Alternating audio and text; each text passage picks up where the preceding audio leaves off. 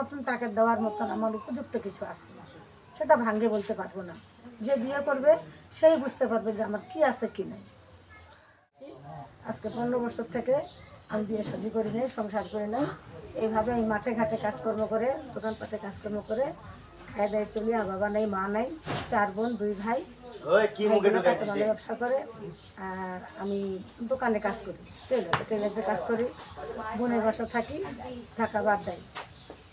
আর আমি আসছি আমরা এই কারণে যে ভালো একটা মনের মতো মানুষ চাই। মনের মতো মানুষ এখন তো আমি চাইলে পাবো না, কারণ আমি চাই বয়স্ক লোক, 60-65 বছর লোক, তার সেবা যত্ন করার জন্য, তার পাশে থাকার জন্য।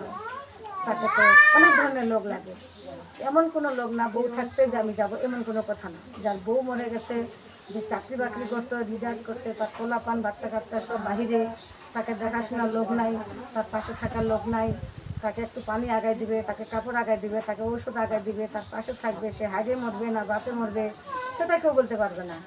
আমি এরকম লোক দেখে বিয়ে শাদী করতে চাই। অনেকে লোকজন পোলাপানরা বিরক্ত করে, ভিডিও ফোন নিয়ে খালি ফোন দেয়, কিছু সাহায্য হেল্প করে না।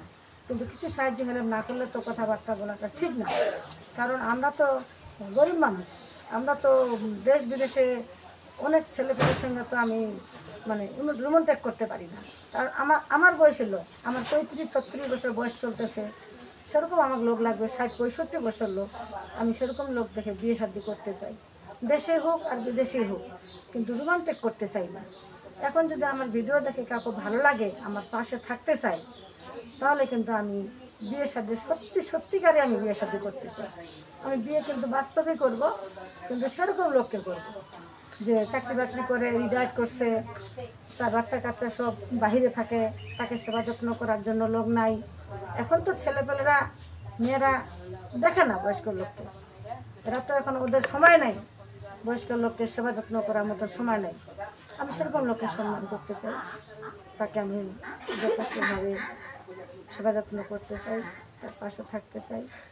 আচ্ছা, এই যে 15 বছর যাবত আপনি স্বামী ছাড়া, তো এখন আপনার মনে হইলো যে আপনি একটা সংসার করবেন, এখন আপনার যে বয়স হয়েছে, এখন কি আপনি নতুন করে সেই সংসার আবার শুরু করতে পারবেন? আমি নতুন করে সংসার শুরু করতে পারবো ইনশাল্লাহ। আমার সংসার করার মতন, তাকে দেওয়ার মতন আমার উপযুক্ত কিছু আছে, সেটা ভাঙ্গে বলতে পারবো না। যে বিয়ে করবে সেই বুঝতে পারবে যে আমার কি আছে কি নাই। আচ্ছা, এখন কি আপনার কোনো ছেলে মেয়ে কিছুই নাই? আমার কাছে কিচ্ছু নাই, আমি একদম একা। তো আপনি চলেন কিভাবে? আমি কাজ করি, কি কাজ করেন? টেলারে কাজ করি, কখনো বাসা বাড়িতে কাজ করি, বোনের বাসা থাকি, ঢাকা বাড্ডায় থাকি। আচ্ছা, এই যে আপনি আর একটা কথা বললেন যে হেল্প সহযোগিতা করবে, এখন বিয়ে শাদী হচ্ছে করার জন্য এক কথা, আর সাহায্য সহযোগিতা এটা হলো আর এক কথা। আপনি আসলে কোনটা চান? আমি সাহায্য হেল্পও চাই। বয়স্ক লোক বললাম না, যে চাকরি বাকরি করছে, রিটায়ার করছে, অসহায়, তার সেবা যত্ন করার জন্য কাজের মেয়ে রাখে, সেরকম না রাখে বিয়ে শাদী করে সে আমাকে রাখবে। আমি এরকম লোকের সঙ্গে বিয়ে শাদী করতে চাই। আচ্ছা, আমি তাদের কাছে কোনো ধন সম্পত্তি গয়নাকাটি চাই না, ভালোবাসা চাই, তার সংসার করতে চাই। আমারও বয়স হচ্ছে, তারও বয়স হচ্ছে, সেরকম লোক দেখে আমি বিয়ে করতে চাই, বাস্তবে বিয়ে করব।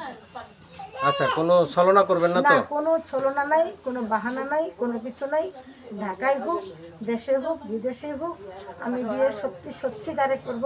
আমি ভিডিওর সামনে সত্যি সত্যি কথা বলতেছি, কারণ আমি একদম অসহায়। এই বয়সে তুমি কেন বিয়ে করতে চাচ্ছ? এই বয়সে বিয়ে করতে চাচ্ছে এই কারণে, সে আমার হবে, আমি তার হব। আমি এই জন্য 60-65 বছর লোকে বিয়ে করতে চাই। 40-35 এরকম লোককে আমি বিয়ে করতে চাই না, কারণ ওর সাথে আমার খাপ খাবে না। বউ থাকলে বিয়ে করবো না, যার বউ মারা গেছে। প্রিয় দর্শক, একটা জিনিস আপনারা দেখবেন শুনবেন যে অনেক অনেক বোন আসে, তাদেরকে অনেক ধরনের প্রশ্ন করতে হয়।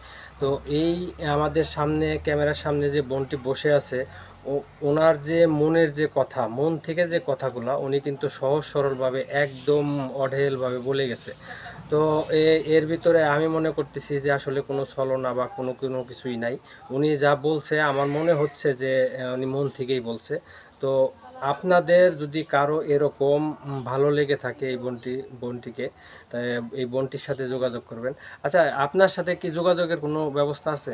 হ্যাঁ, আমার সাথে যোগাযোগ আছে। এই নাম্বারটা অবশ্য আমি দিয়েছিলাম, জি 98920588 আচ্ছা। 01798920588। এই নাম্বারে এই যদি নাম্বারে- কল দেয় আপনাকে পাবে?